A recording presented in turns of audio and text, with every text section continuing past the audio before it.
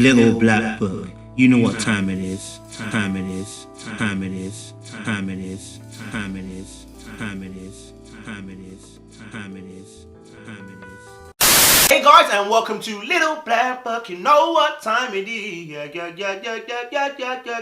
Yes. Alright, listen, cool. We're going to talk to you guys about the Dwight Yorke Rooney Rule and the racism in football that has been going on. Alright, listen, if you're new to the channel, do yourself a favour, make sure you like, you share, and you subscribe to the channel, and then do me another favour, click on the bell button for the notification of the uploads. Alright, boom, let's talk about it. So, quite recently Dwight Yorke came out and spoke, and if you don't know Dwight Yorke is, he was a great footballer, and Opening graphic, Premier League. Happy birthday, Dwight Yorke. Dwight Yorke scores an every kick from 9 yards out. I'm not going to even dispute his football skills were awesome. He's to partner up with Andy Cole up front, two black strikers, man. I mean, I hated Man United. I love the fact there were two black players playing up front of Man United. Do you understand? And I rate Manchester United because they've always had black players for their team. Liverpool just started getting black players. Anyway, so no shade. I don't want to come after me. But anyway, listen. So we're talking about obviously the fact that there was racism in football. Now, quite recently, Dwight Yorke has retired obviously years ago and has tried to look on the managerial front. From Premier League to non-league, I mean, there's so many different teams there are. Let's just take 100, 200, 300, whatever teams there are. I don't know. There's so many different teams, right? And out of those, we only have one or two black managers, right? Nuno Gomez is the only top-flight black manager that we have at the moment, who is for Wolves. And then obviously we had Chris Hughton before, but I think he's on the peripheral at the moment. And the conversation around this is that quite recently, Sterling also came out and said it as well. The fact that the managers that were played, Steven Gerrard, Frank Lampard, Sol Campbell, Dwight Yorke, and there's another player as well. I can't remember. Okay, these players all were great players who played for their teams, respectively for top flight teams. I'm talking about the best teams in the world. And what we've seen is Frank Lampard and Steven Gerrard have no problem acquiring a job very easily. Frank Lampard got his first job at Derby County.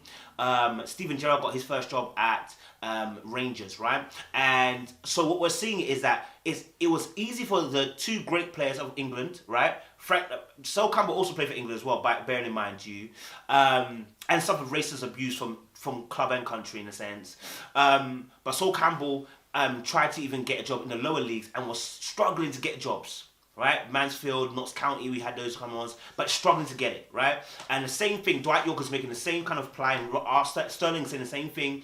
Why is it that it seems like the two players, obviously, who also play for England, are easily getting jobs without any experience, when Dwight Yorke has clearly stated that, the reason why he didn't get anything back from the CEO at Aston Villa was because there was no experience on his side. But there's no experience on Frank Lampard and no experience on Steven Gerrard.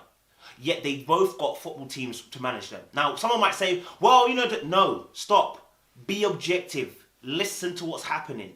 We have great players playing for England. You have great black players coming through England, not only in the England team, but just in the Premier League itself. There are over 20 teams. Let's say they have over 20 players. That's 400 players. A majority of those players, a lot of them are black. And yet we see no instance of black managers. There's a problem. It's like going into a business and seeing many black people who are employees and never seeing any of them become managers. There's a problem.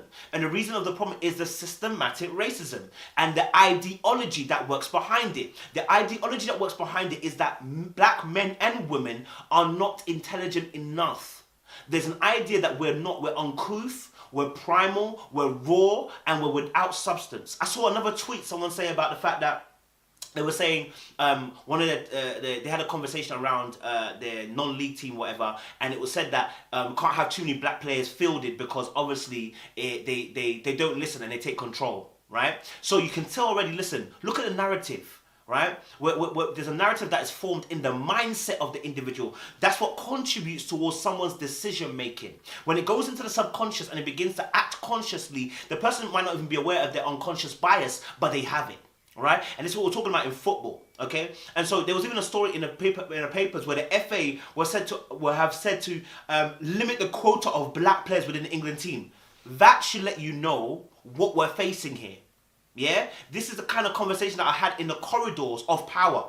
And I'm telling you all the time, the conversation is changing and it's flipping. It's coming very quickly. Okay, we're snatching wigs. Now, in terms of football, there's something that's called the Rooney Rule, which was actually implemented in the NFL. About the black woman in the NFL. And so let me just break something down for you guys so that you can have a little read of that as well.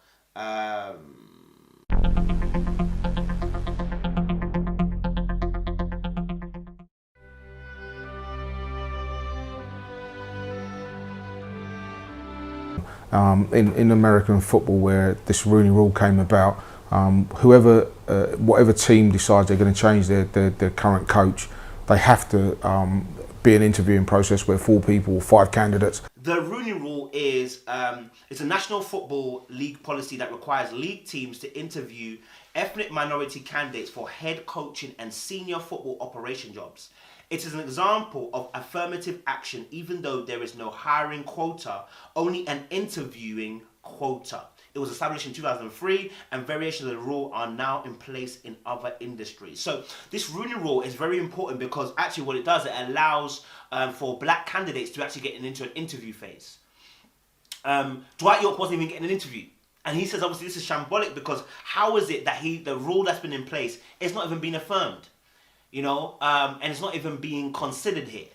And so we're struggling already. See, I keep telling people that racism here now, it doesn't work in a nigger or da-da-da. It works in the fact that we're not allowed to have the equal opportunity. Keep saying. Somebody might say, well, if you were so brilliant, you'd be there. Yeah, even that they're denying. You understand? How come we have to be super brilliant and white people do not have to be super brilliant? That still doesn't make sense. Listen to the rhetoric, what's being said. If you're telling me if you were the best, you'd be playing. Are some of the best managers that were best players?